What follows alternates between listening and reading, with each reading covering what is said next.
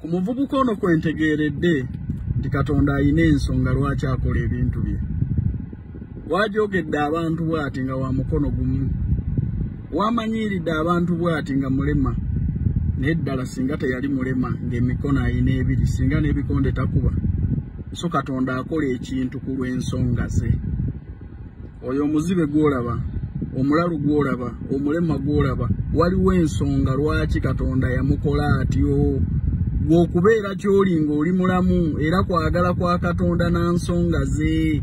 Abantu bano beetooloola era obawa obudde ojja kutegeera Katonda lwaki yamulemaza.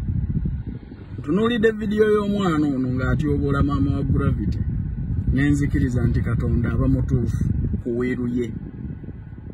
Era mu byonna yahe muganda wange towakanyanga kwagala kwa Katonda. Mbalaba ababadde bamusondera omukono, mwefuula bamusapootinga, abalaga nti kive nnyo. Katonda yamutonda amanyi lwaki yamukkakkanya okutuuka ku leve eyo. Singa yamuwa buli kimu kyonna, yandibadde atemako n'abantu emitwe, yandibadde akuba bikonde, si kuvuma. Katonda si musiru, ayina ensonga lwaki yamukkakkanya kubeera omulema. Just imagine omuntu ono wabeeredde omulema n'alengeza abantu bw'atyo, n'akkakkanya abantu bw'atyo, singa abadde mulamu n'okutuga teyandituze.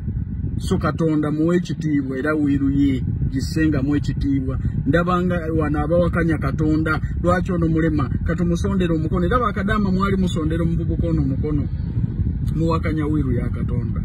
Ebintu ebimu bireke birabe biwo obudde ojja kutegeera lwaki Katonda yakikola atyo. Ayinza okuba yakikola bw'atyo nga yakikola bw'atyo kukuyamba.